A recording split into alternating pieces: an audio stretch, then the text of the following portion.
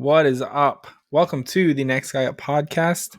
We are here with you on this Thursday morning. We have a lot to talk about today. We have some college football playoff rankings to have a very unbiased conversation about. Pretty excited about that one. We have a little bit of trivia coming up. I think it's going to be kind of fun for the boys. They don't know what it's about yet, but it'd be fun. We got some NFL storylines. We have a certain Italian back in the starting lineup in the NFL. Exciting for everyone out there. It was a little bit. I saw a picture of him actually for the first time, and I was like, "Wow, that guy just looks very Italian." It's awesome. Very for American the first time. Italian, you mean? Italian American, like, but also kind of Italian.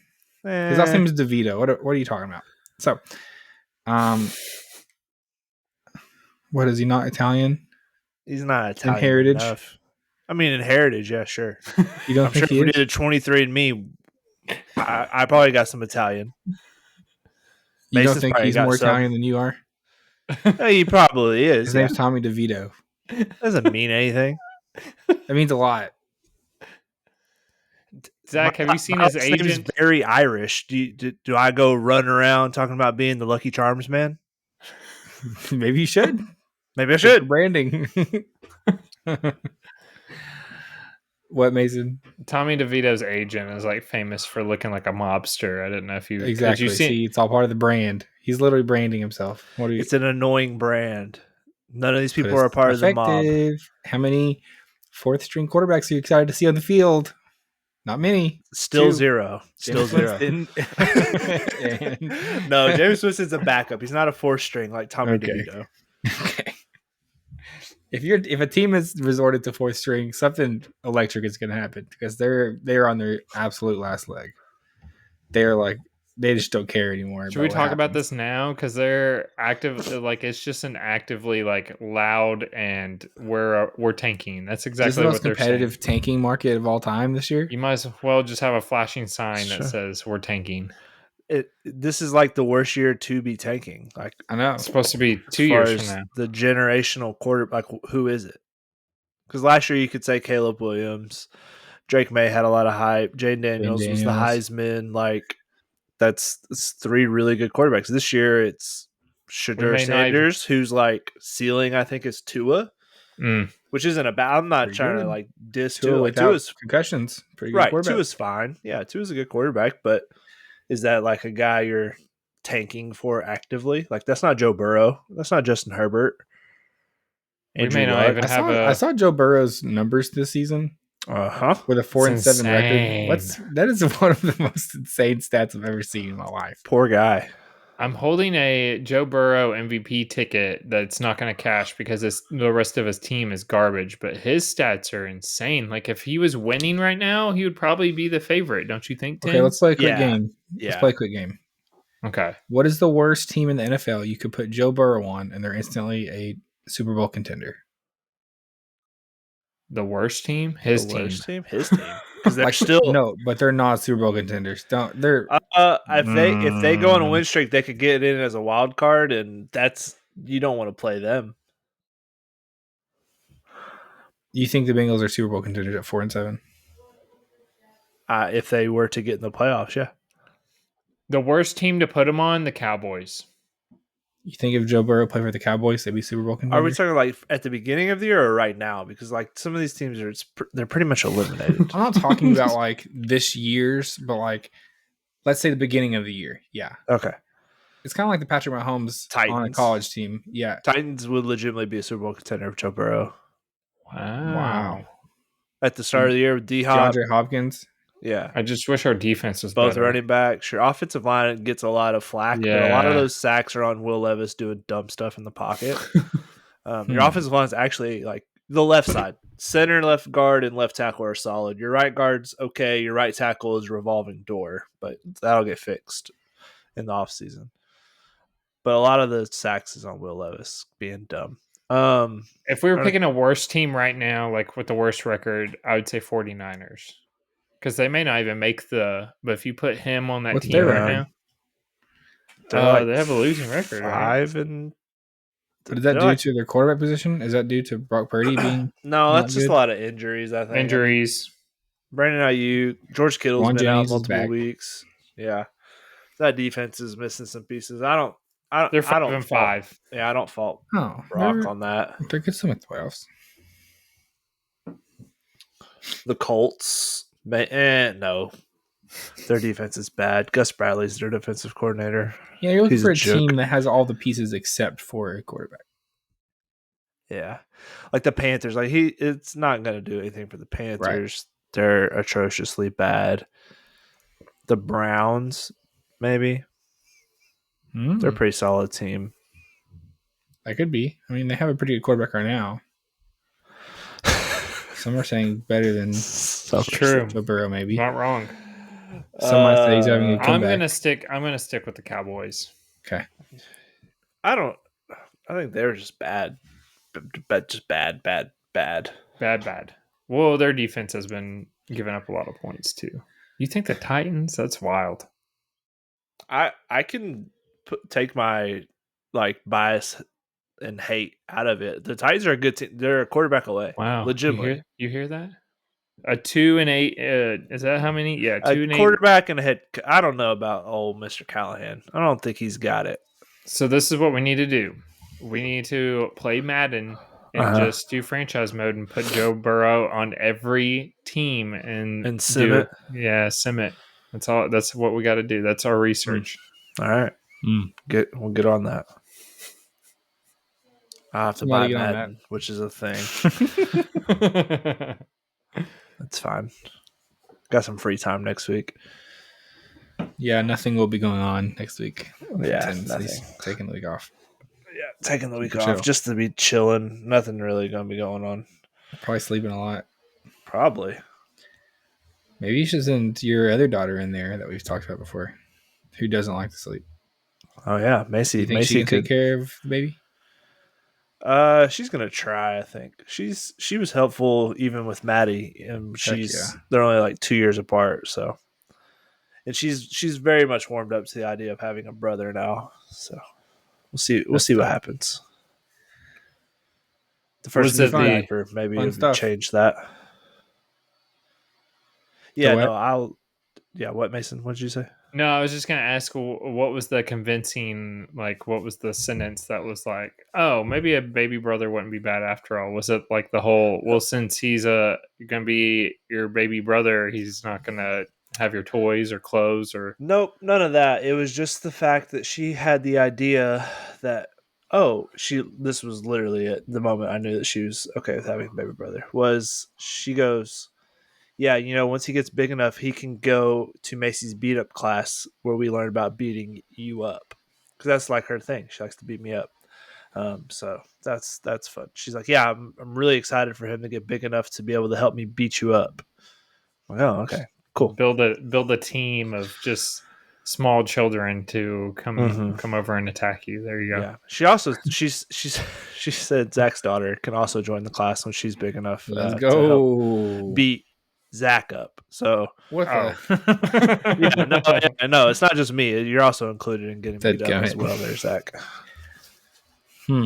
Child armies coming for us. It's not good. The Young Avengers. Not Mason yet. The Young Avengers. No, I'm surprised she's not said anything yet. We're just like, hey, you need to have a kid so I can build my army. She did ask when you were gonna have a kid. She asked me that the other day. She was like, when's Mason and Jalen gonna have a kid? I was like, I don't know. You have to ask Mason that. That's a great question. Only one short of a basketball team, Mason. It's true. That's right. And I'm done. I've contributed. He's cooked. He's cooked. He's done cooking. Yeah. We're done. It's snip snap time. snip snap. Okay. So yeah, Tommy DeVito. Did you see the interview about Drew Lock? And he was like, I was told I was quarterback too. I don't know what's going on. He's pretty ticked. Yeah, and we know exactly what's going on. What do you mean they're tanking? He got traded here. He was told in training camp that he was even competing to start because he had a great training camp. Drew Lock's a really young player. I don't think it's fair to not let him be the starter. He legitimately is like good-ish. He was on some bad Broncos teams, but I think he's got talent, and he would probably succeed and win some games. And I think the Giants are just like, no, we don't want that. We know what Tommy DeVito can do, which is go 10 for 15 for 147 yards and an interception, and we'll lose. It's electric. It's a real stat line from a game. And they'll stay in the top 6 picks, and they'll go get a quarterback. Quentin Ewers or Carson Beck, and cool. You got Daniel Jones 2.0, who was Daniel Jones was like Eli Manning at the end of his career 2.0, which isn't a good thing. Speaking of Eli Manning, first wave of I didn't know they did semifinals for Hall of Fame stuff, but apparently they go through rounds. And a lot of people, when he first retired, everybody was talking about how maybe he isn't a Hall of Famer, and I'm like, are you sure about that? But yeah, I never understood. He's in the first round. It's because he has as many interceptions as he has touchdowns. Yeah, well, he's got 2 Super Bowl rings, so yep. Put those in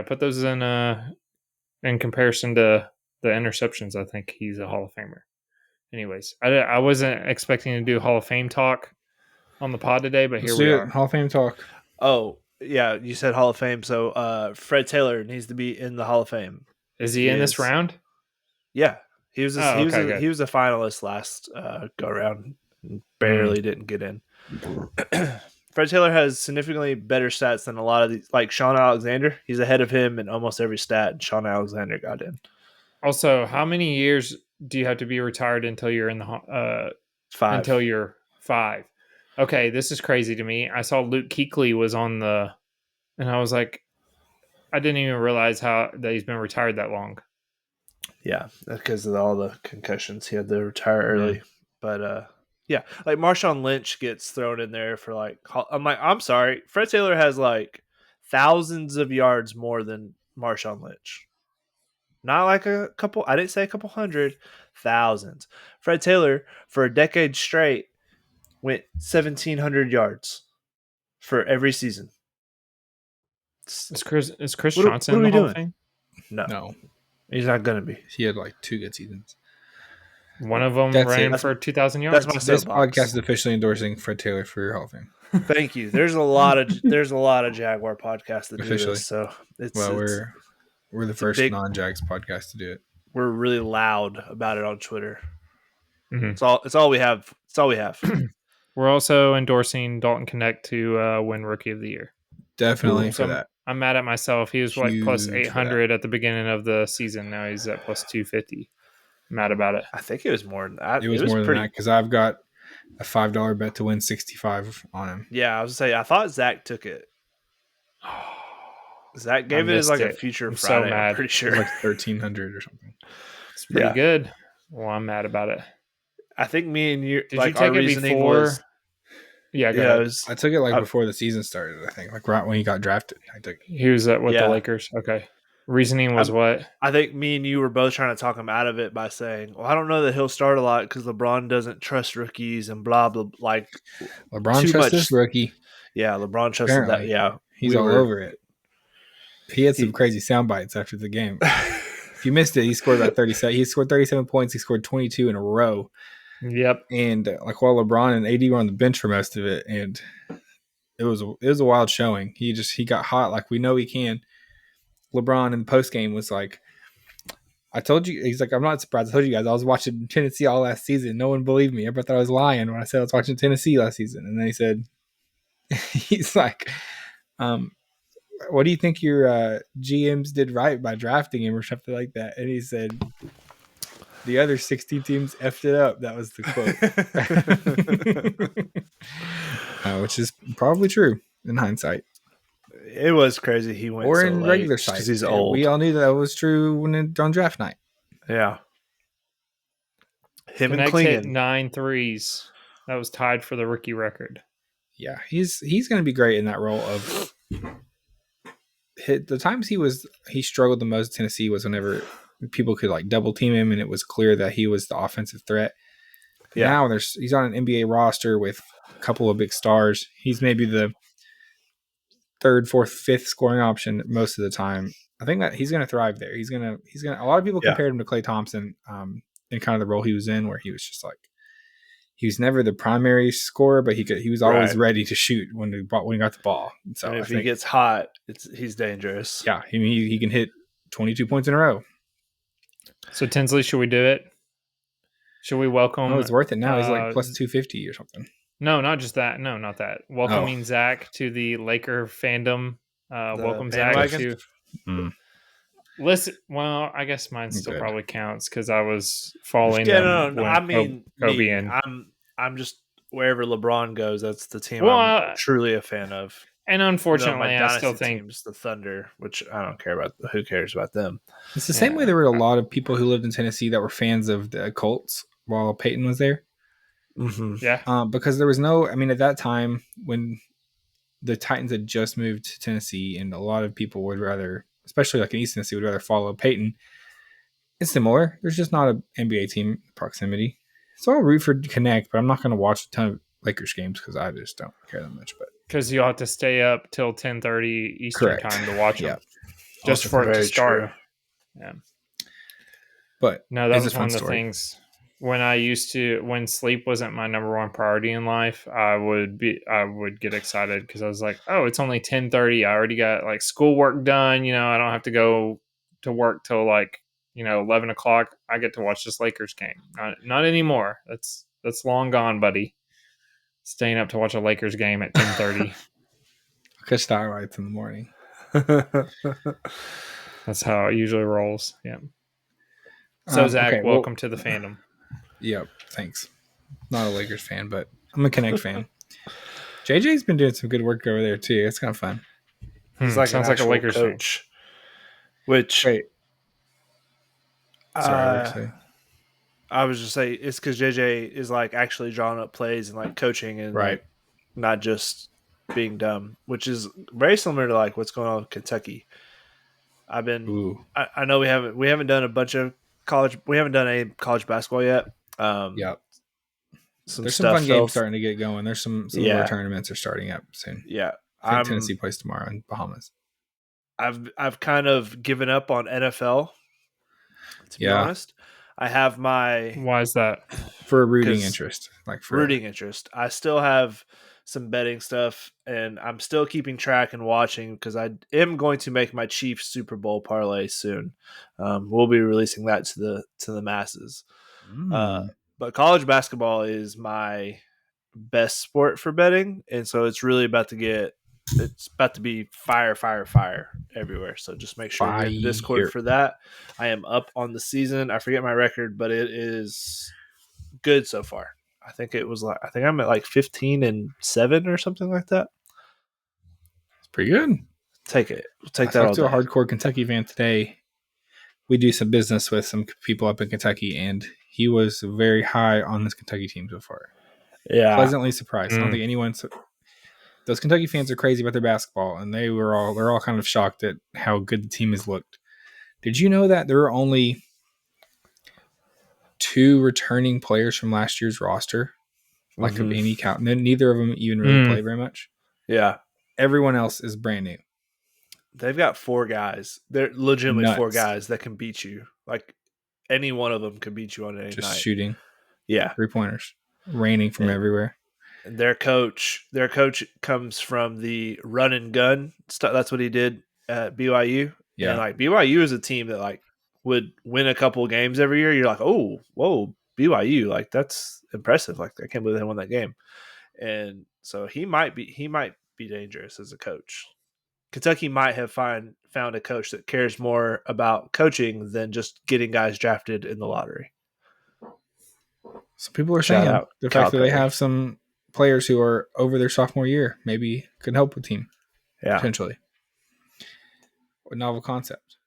I will be 100% honest with everyone. We have not broken down any of this. I really enjoyed seeing Cooper Flag and Duke lose early. Are you a Cooper Flag hater already? Just because of the hype? Just because of like, and he's at Duke. All of the garbage around him. It's just like whatever. I'm sure he's going to be a great player. It's fine. This is like an 18-year-old kid playing basketball, and we're acting like he's like the second coming of Christ. This is not like LeBron James out there on the court. He's the main event. I'm sure he's the main event. Losing to That's Kentucky, his nickname because he's from Maine. Sorry, bud. I'm sure there's some competitive basketball up in Maine in high school. Oh, get him, Zach. Cook him up a little bit. I'm sure he went to some other school that was very competitive. I'm sure there's something like Boston or something. I'm sure he moved. Yeah, he got all of his hype from AAU as well. I mean, I don't know. It's fun. I really like when there's like it's like the year with Zion or like Chet Holmgren had a lot of hype as well. Like I like when there's just a lot of hype coming into the NBA. Yeah, but it's still like he was an unknown commodity in the league he was moving into. That's true. I don't know. I love when there's just like that really overhyped college basketball player. You're like, all right, well, let's see how much of a difference like a true number one draft pick can make on a college basketball team. Like, how far can he take him by himself? Granted, Duke's pretty good outside of him too, but it is fun when those. I like those storylines. It was weird seeing that game with two new coaches though. Like that you. Yeah. I mean, the Duke coach is not new, but it's a different vibe. Duke plays Arizona on Friday and then Kansas on Tuesday. So those are the two back-to-back. Yeah, that's a tough out of conference. Duke didn't do themselves any favors there. It's fun. It's fine, he says. Yeah, I know. It always reflects well at the end of the season if you've got a couple of good non-conference games. It's almost like they don't count losses against you, but they count wins for you in those situations. Yeah, for sure. If you lose, like, it was non-conference. It was at a tournament. It's a good loss. It was whatever. Yeah. But then if you win, it's like, oh, wow, this team is for real. That looks good on a resume. Is this the most hype player we've seen, like, like, everybody knew his name before he even was in college? Because I'm trying to think of it. Was Zion? Zion, I feel like I feel like Andrew Wiggins was also that way. Could be wrong. I don't think not as much as Zion had people like at his high school going to his high school sold games. Out. Yeah, like it was wild. The scene around that Zion. Was probably more than Cooper Flag. Yeah. LaMelo and the Ball brothers, they had a crazy following too. Yeah. But a lot of that was the dad kind of. Did you say Bronny? Built it. I did. Do you guys remember the Zion busting out of a shoe? Like that hurt. Like, was it Nike crazy. Or Adidas? Whatever shoe. I think it was Nike. Yeah, they're Nike. Like hurt their stock or something. There. Crazy stuff. Just random thoughts going through my mind right now. Okay, everybody. I've got a couple of trivias for you. I've got two actually. Ooh, let's get it. Number one trivia. What has become pretty famous around these parts, which this is not what I talked about at all, is like there's not been a single bowl projection out there in the world this year. Usually by now you're seeing bowl projections every week. Like, where's your team going to end up? No one cares, which is a problem for the bowl situation. But the Pop-Tarts Bowl, famous last year for having the giant toaster and the Pop-Tart coming out of it, and then the team getting to eat a mega-sized Pop-Tart, the winning team. Right. They're going to have 3 mascots this year. Frosted Hot Fudge Sundae, classic. Frosted Wild Berry, and a mystery flavor that's coming back from the vault. Only one mascot will achieve the ultimate pastry dream of being eaten by the winning team. Game MVP picks the flavor. I wanted to ask if you guys had any ideas. What do you think the mystery flavor is going to be here? So it's a retired. It says back from the vault. Back from the vault. All right, okay. So I feel like it's got to be one of those. It's got to be a crazy one because the wild berry one is like a crazy one. Yeah, like a color. The hot fudge sundae one's kind of crazy. So something red. We got a blue. The hot fudge sundae one's black and white. I got to think of something red. Thinking something red. I've got a little bit of a list actually. Okay. Peach cobbler. Not classic banana enough. pie. Lemon cream pie. Frosted grape, Hmm. blue raspberry. That's Peanut in the butter. vault. That's what I've heard. Ooh, the peanut butter one. Blue raspberry was available from 2015 to 2018. That's because they're all like It's not a fruits, complete right? list, I don't think, but that's at least some ideas. I feel like that the blue raspberry fits in with the others I think better. it could be true. I'm gonna go peanut butter. Okay, there you Peanut go. butter would be good. I wonder why they discontinued that.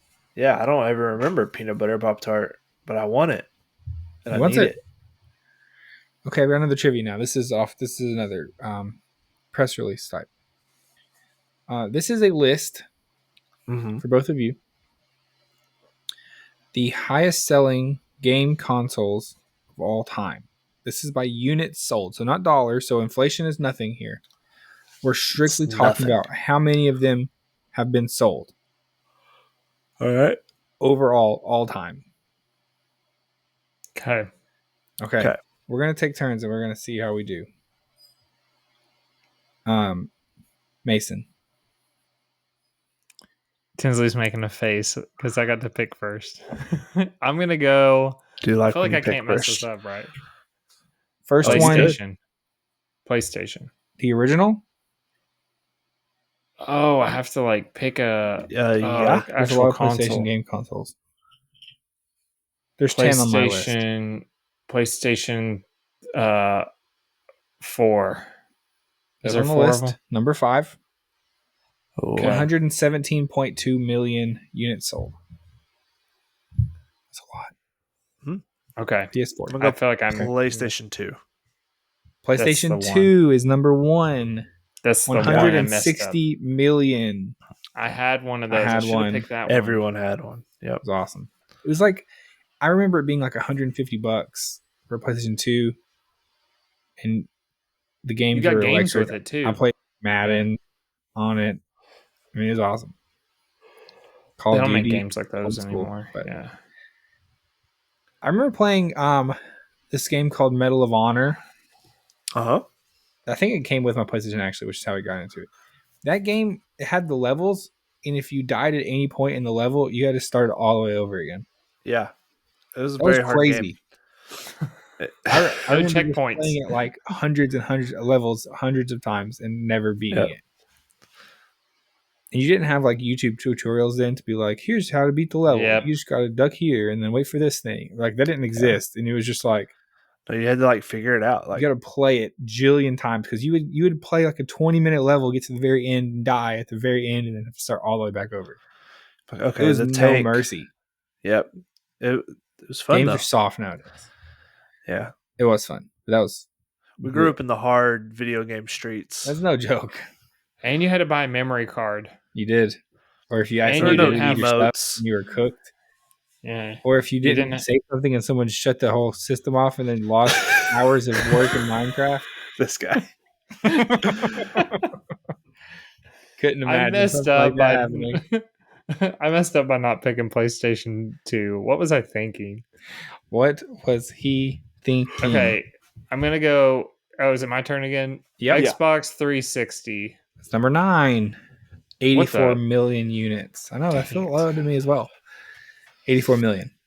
It's because the Xbox was significantly higher, right? I'm going to go Xbox. That is not true, actually. The original Xbox? The original Xbox is not on this list anywhere. Fun fact. Wow. That was my first big surprising to me.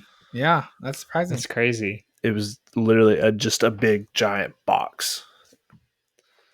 It came with Tetris and Battlefront. It's awesome. Battlefront's awesome. Battlefront is awesome. Okay. I'm going to go with Xbox One. Also not on this list. What in the world? This list is much less Xbox heavy, which is kind of surprising to me. Okay, well now I know. Tense. I don't know. I've always been an Xbox guy, so I'm always surprised at like how much PlayStation's like outsells it. Me too. I'm gonna go Game Boy. Game Boy, original Game Boy, it has Game Boy and Game Boy Color together. Yeah, is number 4, which is crazy. 118.6 million. Over any Xbox. You know what's also crazy? buying a used one for more money than the new one cost. I'm still mad. There's a game store here in Cookeville. I went there because I wanted to buy one. Yeah. And they were like, yeah, it's going to be like $136. And I was like, okay, can I like turn it on? Like, has it been refurbished? And they're like, no, you're not allowed to. And I was like, what do you mean? And they're like, we don't turn it on for you. You just buy it. No returns, nothing. And I was like, something. That means that there's something wrong with it. I am not. Is that a buying game exchange? I didn't want to throw a name out there on the pod, but yes, I will. it was. They did not let it was an exchange not sponsoring us. It was in a glass case, and I was like, "Can I not like test run? I'm about to spend $130." I remember I thought they cost like $100 brand new. Am I crazy? Maybe they were around that price. But anyways, inflation is crazy. It was like refurbished, not allowed. So now I got the Nintendo game that plays the Xbox games with it. Okay, I'm gonna lock in here. Okay, GameCube not on the list. GameCube was elite. It was elite. That's what I'm thinking. I think I'm linking Mario my childhood. Baseball. Mario Baseball was it. I'm pretty sure Mario Party. Party. What's Super the one Smash where Bros. You fight each other? Smash Bros. Yeah, Smash Bros. Yeah, that's the first time I ever played Smash Bros. That was big. Okay. The whole Mario franchise, all the Mario sports ones, they were so good. All this new stuff. I agree. I want to buy a GameCube right now.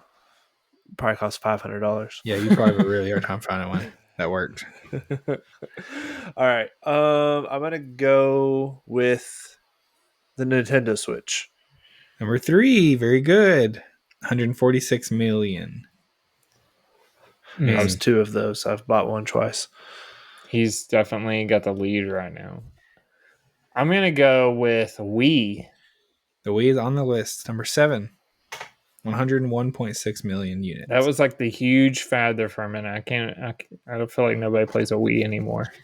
Well, not anymore because haven't updated anything. We have the metaverse.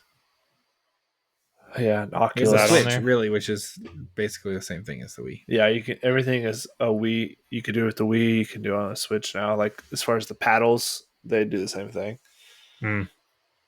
All right. Let's go PlayStation 5. Or is there a PlayStation 5? Is that a thing now? Maybe it's new. I don't think it's not on this list for sure.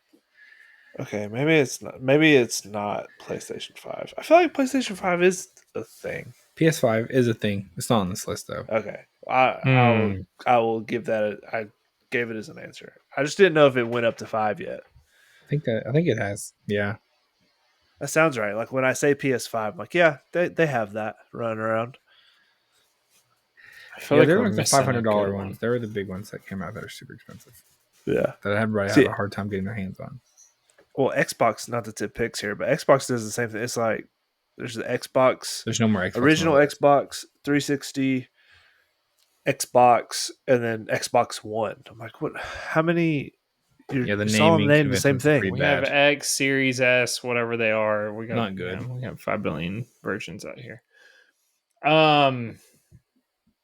Not what's the original Nintendo? It's just Nintendo, right? It's not on the list for sure. What's happening? What are we missing? Nintendo 64? 64. You only have a couple left. No. There's another Nintendo product, though. Game Boy Advance. Game Boy Advance is on the list. Number 10. Yeah. 10. Oh, one more. Dang it. I didn't realize. I thought he got that one, but he just got normal Game Boy. Correct. And then what, a DS? DS. That's number 2. DS is on there. Isn't that crazy? Number 2. Yeah, I think that's all of them at this point. PlayStation 3 was also all 4 PlayStations were on there. Okay. And then what surprised me was how many handheld games are on this. DS is at 2, Switch is at 3, Game Boy at 4, and then Game Boy Advance at 10. Take it on the go. The DS and Switch are doing money out there. Man, I don't know if there's more recent, so that's why, but that's crazy. I never had a DS until I was like 20 because I bought one. I was like, well, I want to play these games. Yeah, I've I got was just like barely aged out of it. I had a PSP back in the day. Ooh. It's awesome. But I had a PlayStation 2, and then I had a Game Boy Advance. The Switch is very popular, obviously. I had a Game Boy Color, like I was very young, and I had the Star Wars game, Tetris, and one of the Marios, and I wore that thing out. Yeah, I played a lot of Game Boy Advance. Didn't even have a backlit screen. You had to like have a light attached The to it. original, it's just the Game Boy, right? Game Boy Advance had the light with it. The Game Boy, you had to buy the light that attached to the top. Same with Game Boy Advance. Game Boy Advance was not backlit. Not until they had the like unfoldable Game Boy square Advance ones. Okay. Yeah, it was like the those second did have gen the light of those. on it. They had the light. But Okay, the that's original, what I was thinking of. That's what we got. That was like the weird rectangle looking thing. Yeah, they didn't have a light with it. But I had a Game Boy Color for the longest. Like that was a lot of Pokemon games on those. I feel like. Yeah, yellow, red, and blue. But Game Boy Advance had the best Pokemon games, in my opinion. Really? Yeah, because they had the original games, just more updated, and then they had like silver and gold, and I don't know. I was a big fan of Sapphire and Ruby. My wife got a DS to play Animal Crossing and Pokemon primarily. I have a ROM on my phone where I play Pokemon now. She also has that. Let me tell you, it will kill your phone battery quickly. Really? Yeah, I don't have the battery for that. It would probably last me like an hour and then die. And then I'm just like, oh, I have my phone. I want to do something else and check on something. And then you lose all your progress that you were just playing on Pokemon. It's enough to drive you crazy. Enough to drive you crazy. I forget about the PSP. That's probably the one. I know that wasn't on the list, but when Zach brought that up, I was like, oh, yeah, that was a thing. It was like the most short-lived one, I feel like. Yeah. The graphics were better. But I don't know. It never like, it didn't have a lot of like lasting power. I don't think there were very many good games made for it. And it was meant to look more like a real game versus like the Game Boy Advance look, kind of. Can you like plug it into your TV? Like, wasn't that the big thing with the PSP? I don't think so. Oh, okay. No, I actually still have mine. It still works. I play it sometimes. Oh no, you were playing it on the way down to the cruise. You're playing that baseball game. It's very loud. Yeah, it's making a bunch of very loud noises. You can play DVDs on it too, or like they made discs that had miniature like DVDs on it. Yeah. Watch movies. Xbox never got into the portable handheld gaming sphere, I don't think. Like Microsoft? No, I guess not. Missing out, apparently. Okay, everybody. Maybe we not. Some football. Let's do it. Football. We got some stuff to get. We got some stuff to get to, folks. So I think we have to do this. I think, it's an interesting conversation right now. It's all over the universe. It has kind of been the talk of the week so far, for good reason. But the playoff rankings right now have come out. They have created a lot of buzz around the world, and I don't really want to do like a deep dive into everything. I do want to do a couple of considerations here.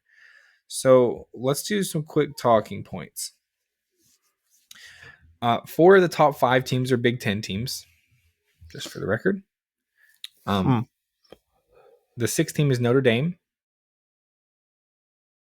who has a loss, probably the worst loss of the top 25 here. Easily. People seem to forget about that. I don't know how, but they lost to NIU, if anyone was curious. Bama has 2 losses to Vanderbilt and Tennessee. That number 7, Miami, Miami doesn't matter to me because an ACC school is getting in no matter what. So whatever. This is where it gets funny. This is where it gets fun right here, folks. 9, 10, 11, Ole Miss, Georgia, Tennessee. Why is that important? Because of the way the playoff is set up right now. Ole Miss and Georgia will be in, Tennessee will be out. They all have 2 losses. All of them really have. Ole Miss has a pretty bad loss to a Kentucky team that's not very good. Georgia has a pretty bad loss to an Ole Miss team that was pretty significant. Tennessee lost to Georgia and Arkansas. All 2-loss teams, and this is a kind of a jumbled up mess at this point in time. I think Georgia probably deserves to be there. I think Ole Miss is much more of the question mark. When asked, the playoff committee said something to the effect of Ole Miss has been playing very well lately, which basically just says that they're discounting their early loss because they're playing better now, which I don't know how you can do that. I guess they're doing the same thing with Notre Dame potentially, but it also doesn't make very much sense. Long story short, Tennessee's on the outside looking in, which is what we expected to be here. This is not really a surprise to anyone. I was going to need some help to get in. Let's say some bigger things, though, about some of the conversations going on around college football right now, because they have become pretty big at the forefront of everything. Number one is going to be the relationship between the SEC, the Big Ten, and the playoff committee. Tins, I want to see if you agree with me on this take. I've heard a lot of people around, and I think I agree with them, say that almost no matter what happens, unless something crazy happens, there's going to be 4 Big Ten teams, 4 SEC teams in the playoff, simply because balancing it one way or the other is going to make the other one mad.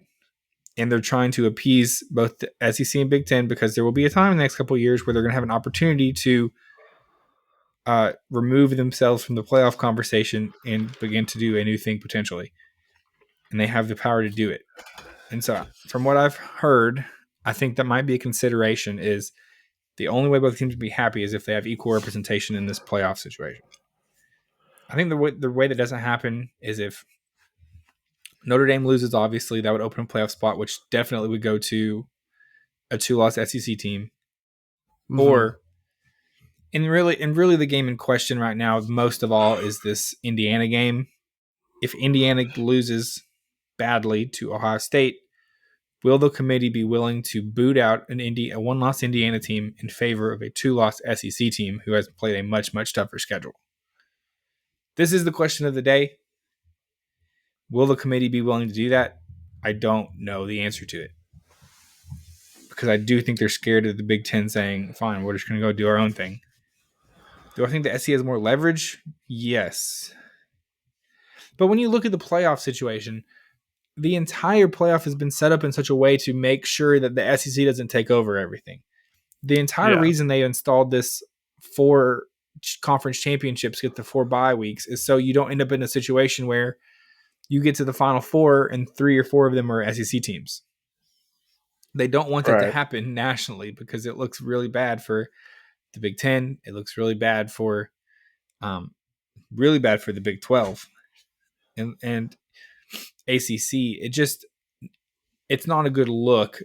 And so I think they're trying to avoid that by how it's set up. But what they've really done is set up a situation where you're going to have some super lopsided games in these playoffs, potentially.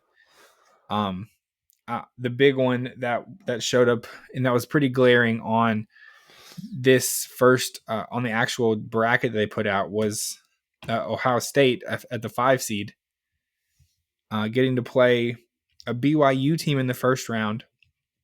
I saw some early projections for what the betting line on that game would be. Did you see this, Tens, Mason? I did not.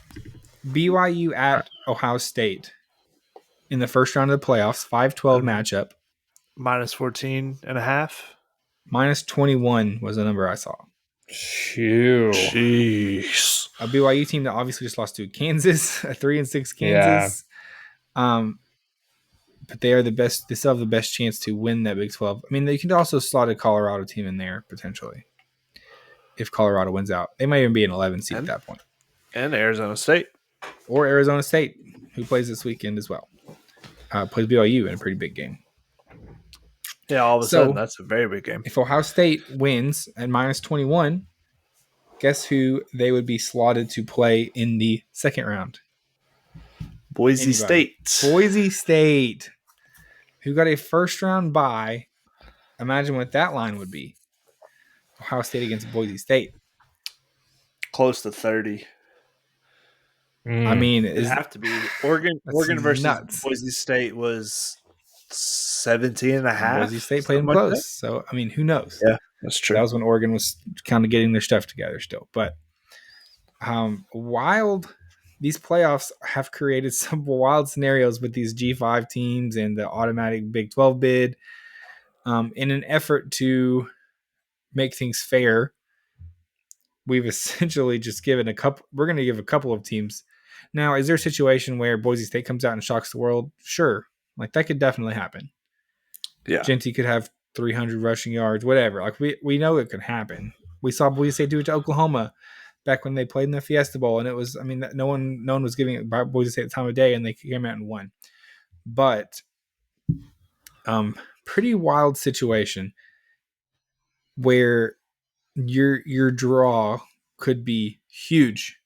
You could have a 5 seed and play someone like BYU, or you could have a 4 seed conference champion and end up playing the winner of Georgia, Ohio State, or Georgia Notre Dame, or whatever, you know. And then your second game is tough. So, a lot happening there in the playoffs. I don't know what's going to happen. I think Tennessee needs some help. I think we talked about the 3 highest possibilities of happening on last week's episode or on the Monday episode. I still think those are true. I think there's a couple other things that could happen potentially. Tennessee could jump up. The most interesting one to think about is the Texas A&M game. Specifically, what would happen if A&M beat Texas? Well, what would happen with Texas? I think they fall to the scenario that Tennessee finds themselves in right now, where they're kind of looking around and saying, "Oh, we might be first team out." But then what would happen with Texas A&M? If they win? Yeah. That puts them in the SEC championship game, does it not? Oh, boy. Yeah, because they wouldn't have – they only have one SEC loss, right? Is that true? Is that true? I think they have 3. They have 3 losses total. They have 2 SEC losses plus Notre Dame. A&M does? I think so. Am I crazy? LSU? I could be wrong on there. I could be wrong there. I thought they just lost to LSU. South Carolina? Did they lose to South Carolina? These are questions. Okay, we got them. That's tough for us. Tough look for us. I don't know the answer. Looking right now. I think at that point, though, if Texas loses to Texas A&M, what is Texas's good win? Vandy? Michigan. Vandy. And Michigan. Arkansas. Right, exactly. That puts you at. You're right, Tens. 13. A&M is 8-2. Yeah. Their only losses are to South Carolina. They beat LSU. They lost South Carolina. Oh, yeah, that's right. They did Notre beat Dame. LSU. Yeah, that's right. So, yeah. So you're correct. They would make that SEC championship. Yep. A&M's in the driver's seat of the SEC right now without anyone wanting to admit it or put it on a graphic. Well, but everyone's just assuming they're going to lose to Texas, I think. And it's not going to matter. I know, but why are we assuming that? This is my problem with the rankings when they put it out is they do a lot of assuming. Like, yeah, I'm pretty big Miami guy right now. I've got some really big Miami tickets. Why are they slotted as the winner of the ACC right now? SMU is undefeated last time I checked. Like, what do we like? If we're gonna put out a graphic, let's be honest. Let's not put our thoughts and feelings into it. Let's put out the hard truth data. Well, who needs to be favored in that game, Miami or SMU? I truly don't know.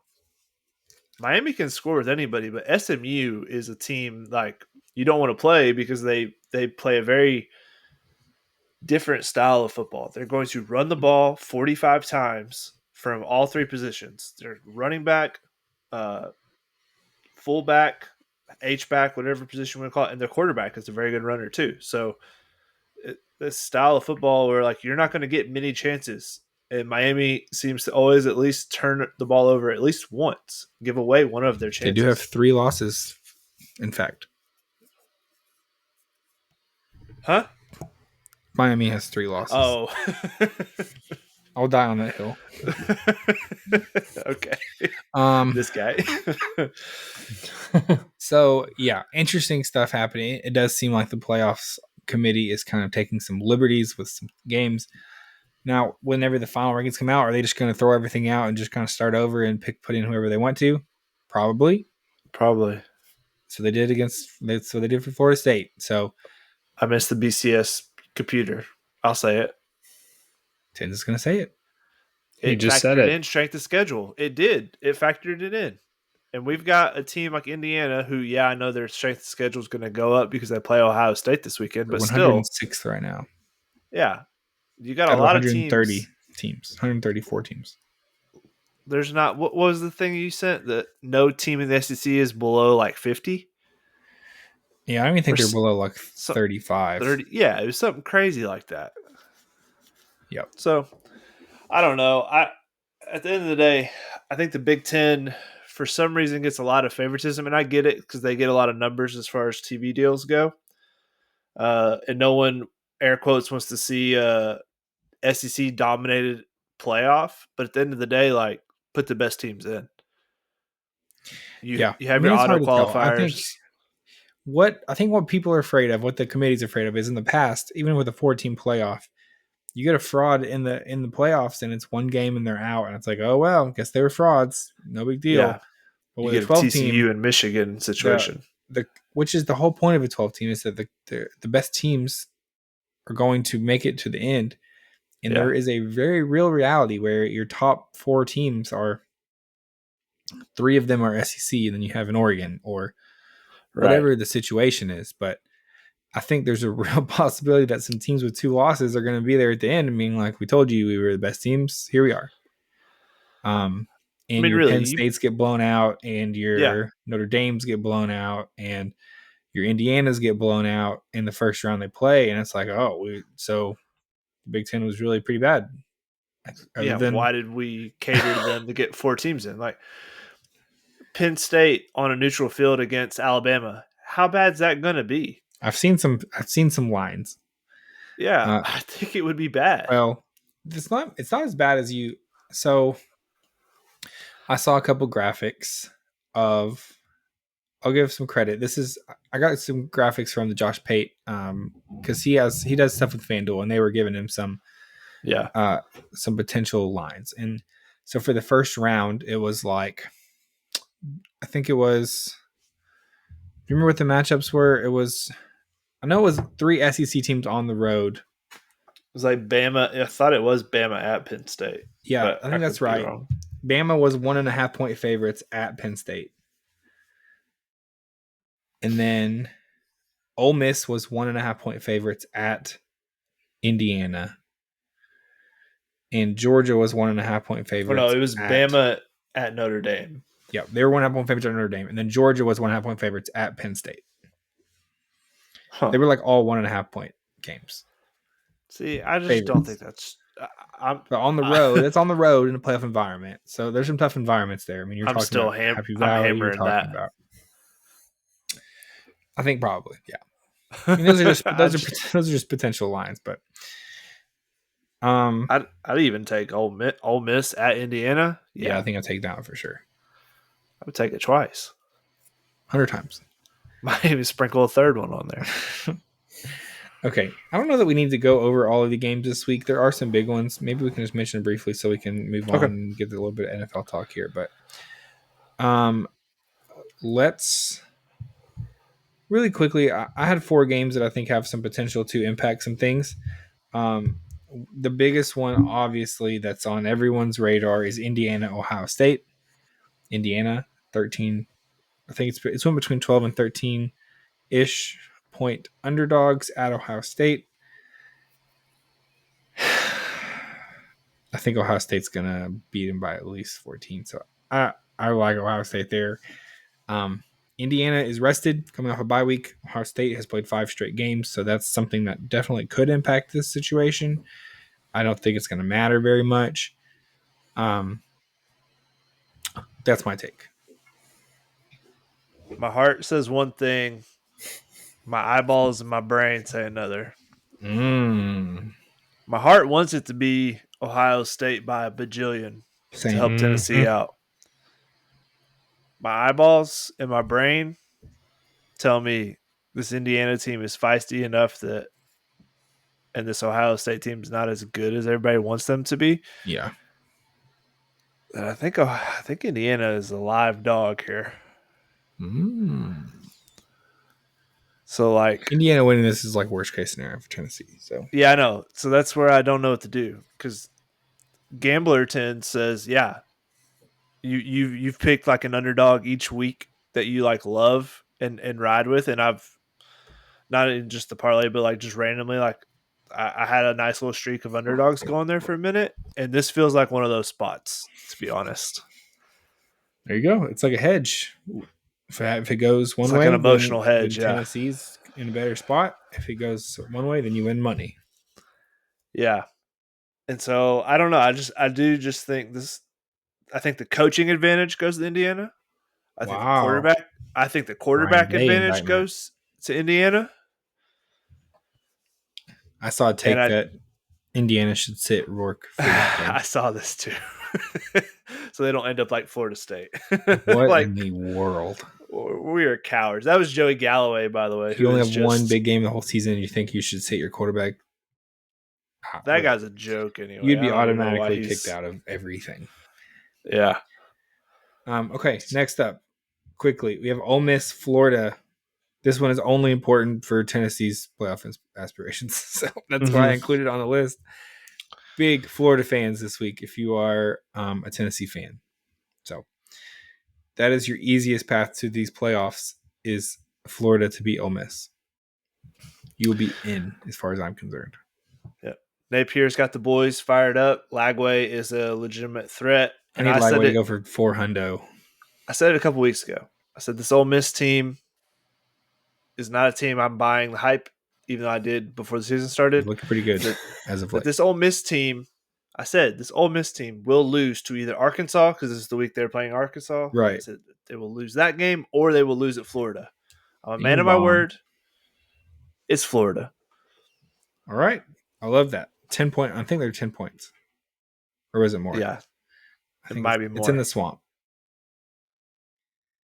They're the Florida for a third straight week is gonna find themselves in the world dog underdog parlay. Let's get it. They keep hitting. Okay. You want the ultimate stinky dog whatever parlay? Army Notre Dame. Army's 16-point underdogs here. Gosh. Undefeated Army. That would be the ultimate underdog. You're talking about this is the other easiest way for Tennessee in the playoffs is if Army beats Notre Dame here. So yeah, let's make it happen, Army. I'm a huge Army fan as well. I think Army has a little bit better of a chance than Navy did because Navy's not is like Army has a legitimate quarterback who's like a threat. Like he can actually throw. He's a very good runner. Like he's a good college quarterback. So Army, like I think, has a puncher's chance. Playoff elimination game. Real quick, what if we did this? Yeah. It sounds like you got like 4 games of if one of these underdogs win, then Tennessee has a better chance. Ohio State, we do not need the underdog to win. That's correct. We need Ohio State to win by 100. Okay, but these last 2, I might just bet the team that we need to win. I love that. And so if what's Army money line probably? They're like if you just hit one of these 16-point underdogs. Yeah, so if you just hit one of these, you make money. That's all we need. That's what I've been doing all season. I've been betting so many college underdogs. It's been awesome. That used to be the whole point of the system play. The system, yeah. Yeah, but it's like worked on the road and stuff this year. It's been great. Okay, last game. BYU, Arizona State. This is only really important because of the Big 12 championship situation. Yeah. This is another elimination game as far as I'm concerned. BYU, Arizona State. One of these teams will likely be going to the Big 12 championship. One will be not going and will be eliminated. I think it's a Friday night game, right? I do not know. Okay. Sounds right. I think it is down in Arizona. I love Arizona State here. I think their coach is a young hotshot coach who has built something very fast at Arizona State. They're very feisty. He's got them playing good ball. I think BYU spirals a little bit here. I like Arizona State. Give me a no one saw this coming at Arizona State versus Colorado Big 12 championship game. Do you know what the line is on that game? What game? BYU, Arizona State? Probably Arizona plus 3.5. You think? Yeah, I think so. They've got a worse line than Kansas did on the road at BYU. It's at BYU? No, I think it's at Arizona State. Oh, yeah. But last week, Kansas was like 3.5 point underdogs at BYU. Well, that's just because BYU 3-6 Kansas. Yeah, but Kansas has been on a roll and they're scoring a lot of points. Like I bet you Colorado and Kansas's line this week's pretty close. I bet it's under 7. Really? Wow. I bet you. Okay. I haven't looked, but if only there was a way for us to check. If only. Okay, Mason. NFL talk starts now. Okay. Put me on the spot. I'm here for it. Real quick. So I have the top 5 rushing yard leaders for the NFL season so far. The reason why I wanted to bring this up was there's lines out for who's going to win, who's going to have the most yards at the end of the season. Stat leaders. So Derrick Henry, is this a shock? Derrick Henry is the leader, but this was the shock that I had. He only leads by like 50 yards. So he leads the NFL 1,185 yards. Can you guess who number 2 is? Let me think for 2 seconds. Number 2 rushing Chuba Hubbard. He's on this list. Saquon Barkley. Yeah. 1,137. Josh Jacobs, Chuba Hubbard, and then Jamar Gibbs. So if you go over to most regular season rushing yards, Saquon Barkley is actually the leader at minus 130. And then it's Derrick Henry at plus 110. Josh Jacobs at plus 2,000. Joe Mixon 2,000. Chuba Hubbard 2,200. So I was bringing this up to see if you found any value in any of that. The fact that Derrick Henry is the leader by 50 yards, but Saquon Barkley is the favorite. Is it because there was a talk of how Ravens, they hurt themselves last week against the Steelers because Derrick Henry only got like 11 touches or something like that? So is it the fact that they don't see Derrick Henry as the getting the touches like Saquon Barkley gets, minus 130? Yeah, no, I think that's a big part of it. I don't think you can run Derrick Henry 20 times a game for all 17 games at his age. I do think they'll start to kind of cut back on some of his touches, especially with Keaton Mitchell coming back from injury. Justice Hill has been a big part of their offense, receiving out of the backfield. So I think they'll kind of pace Derrick Henry a little bit here. Saquon's interesting because of his injury history and the Eagles being as good as they are record-wise.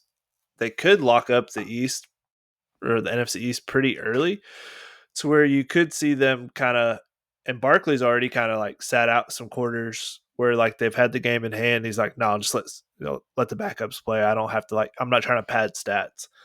So there could be some value in a long shot, like a guy like Josh Jacobs. I think as the weather gets colder up there, they lean more on the run game. I want to say Chuba Hubbard, but they're going to start working in Jonathan Brooks. Yep. So that worries me a little bit. Who else was right there? Jamar Gibbs, but he splits carries, I feel like. Yeah. Montgomery takes just as many touches. So yeah. where's J.K. Dobbins on that list? So he was not. I just had a list of the top 5. So Mixon is on the. He's plus 2,000. Same with Josh Jacobs. J.K. Dobbins is plus 3,000. I'll have to look and see how many yards. Texans getting Nico back adds that outside threat, so you can't put 8 in the box anymore. Yeah, I would take a flyer on Joe Mixon if I were to bet on the Texans, which I will never do. So, all right, there you heard it there first. He's betting on the Texans. You're from the future and tell me that Joe Mixon was going to hit that bet, and I would say that's good for him. I'm not betting it. Okay, so real quick. Oh no, I looked at the wrong year. I need to put in 2024 on here. Oh no. Zach, mark your calendar while I'm looking this up. It's marked already. 764 yards. Mark on your calendar for Thanksgiving. We're gonna have Tommy DeVito versus Cooper Rush. Cowboys versus Giants. I know everybody's been talking about it already. I just think it's. Why can't we flex it? Why can't we flex it out? Flex it out. Freaking cowards. Okay, among the 38 quarterbacks with 100 attempts this season, Daniel Jones ranks 35th in yards per attempt, 33rd in passer rating, 31st in EPA per dropback. I don't know what that is. 32nd in touchdown to interception ratio. Estimated points. Thank you. 28th in completion percentage. Pretty bad. That's interesting. How many starting quarterbacks are there every Sunday, Mason? How many? Yeah. 32? Do the math. Well, unless there's bye weeks. Okay. All right. Here's bye weeks. I gotta look them up. We're right over. I wasn't thinking about bye weeks. I was like, oh, I don't know. I was just making a lot of the numbers you just gave out were worse than the number 32. Yeah. You picking up what I'm putting down now? Yeah, I am. Okay. Speaking of, I brought up the Cowboys. In their last 3 home games, the Cowboys have been outscored 115 to 25 points. Yikes. And my last final point. Chargers are just allowing 13.1 points per a game this season, the fewest by a team in their first year under a new head coach in the past 20 years. The second best, 2011 San Francisco, Jim Harbaugh. Defensive guy, who would have known? Everybody always says he's a quarterback coach, but and Tinsley, you called that at the beginning of this offseason. I was literally talking about fantasy people that you should target on the Chargers, and you're like, what are you talking about? The Chargers, they're a ground and pound, like run the ball and defensive team, and I didn't really know that he was that known for it. I guess I just remember I've kind of washed him out of my mind on the NFL. And of course we've had to deal with him in Michigan. So those were my points. Did you have any random or not random? Let me add to your last one there. Off-season tens, summertime tens. That's the one you should listen to. That guy's got a lot of good, like we keep going back to some good points I made. It's once the season starts and then my brain is poisoned with the Jaguars every week that you shouldn't listen to me anymore. Because then I don't know ball. But in the summer, I know ball. I got Cardinals futures laying around, Rams futures, got Jim Harbaugh knowledge spouting out. So anyway, no. Oh, actually, yes. What is going on with Aaron Rodgers? What in the world?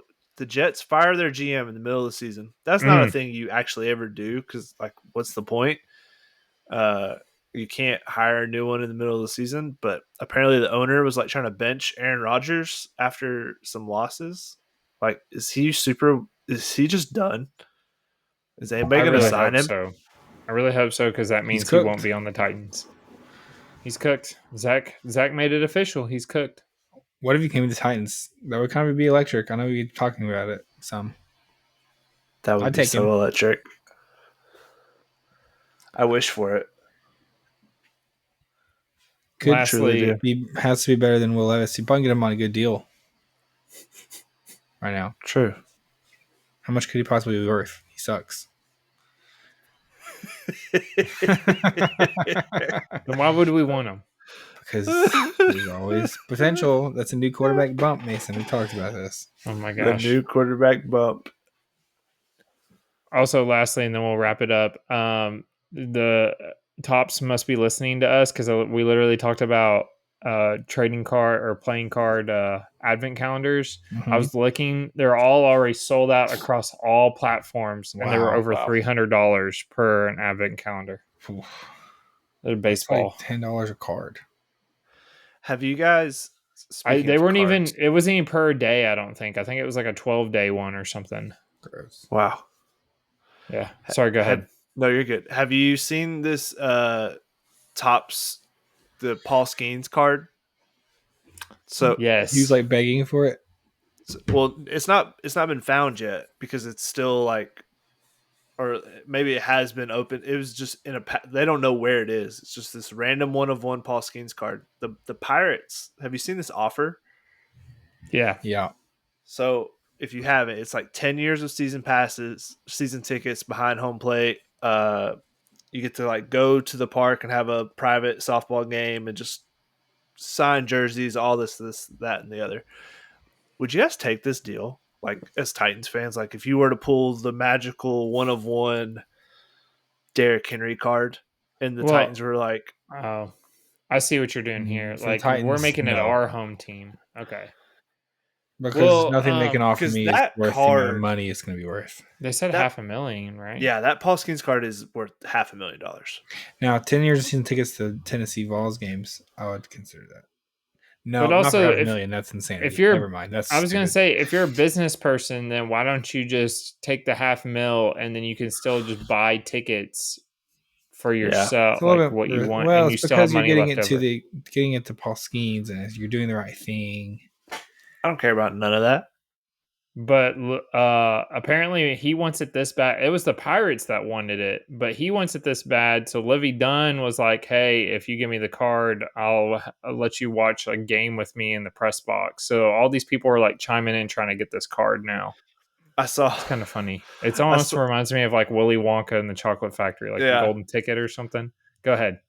I saw people joking online. They're like, yeah, the Pirates want it that bad. It's because they want to get it, and then they'll increase in value so they can sell it, so they actually pay Paul Skeens in a couple of years because they're not going to be able to afford to. Well, that's a question. Let's do that one because I think it's an interesting conversation.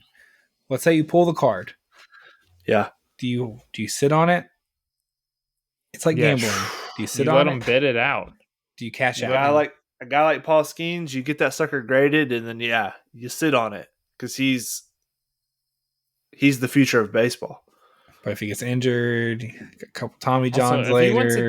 If he wants it that bad, because it seems like him, the player, like he wants it that bad. He's a millionaire. He'll probably pay more than $500,000 for it. You have that on your side. You have somebody that's a millionaire that wants it.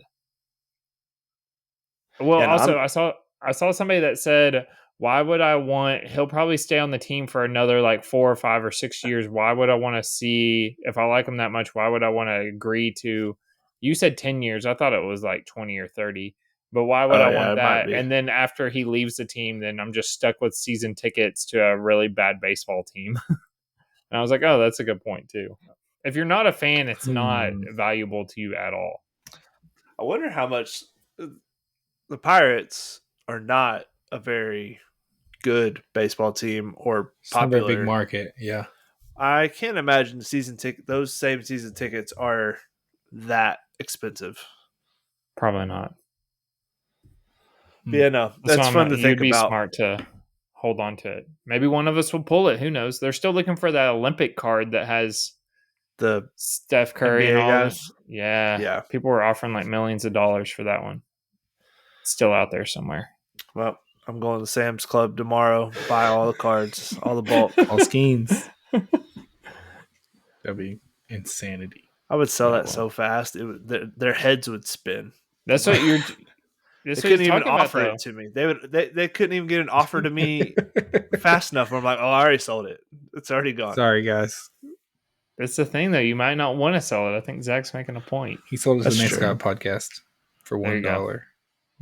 I would. Perfect. We're holding it hostage. Can you imagine how big our podcast would get overnight if we owned All right. Paul Skeens? Well, Boys, I think I found what we got to do. If you said I sold it for $5 to the Next Guy podcast, We'd negotiate on the pod with them. Every episode is just someone else coming on to negotiate. That's what we need to do. All right, we got a game plan. All right, awesome. Time to go hit up all the local card shops. Time to find it. We just got to find the $1 million card and we're good. Sure, it'll be really easy to find. Okay. All right, everybody. It's pod, I think. We're good? Yeah, we're good. I think so. We're good. If you guys see any Paul Skeene cards around, let us know. Yeah. Thank you guys for listening. We appreciate it. We hope you guys have a great weekend. Thanksgiving right around the corner. Tins got some hot takes about Thanksgiving. Could have a baby the next time you hear from him. Probably will, actually. Yeah, if I'm not on Monday's episode. If I'm not, I'll be on Monday's episode. We go for the induction 5 a.m. on Monday. So, all right, that'll be the last you hear of him for a while. That'll probably be the last. Yeah, maybe. Who knows? Third kid. I was just, hey, I gotta go record a pod real quick. You'll be fine. Live from she would love that emergency room. I'm hoping we record on Wednesdays. I'm hoping I'm long out of the hospital by Wednesday night. That would be great. I'm hoping for a very quick in and out, get us out. I hate being there. Yeah, it sucks. It's so uncomfortable. We hope you all have a good weekend, and we hope for all of your things to happen so Tennessee makes playoffs. Go Florida and go Ohio State. And what a gross sentence that just was. These are things I'm saying in the year of 2024 to try and get Tennessee in the playoffs. So that's where we're at. We will see you on Monday to recap all of it. Have a good one.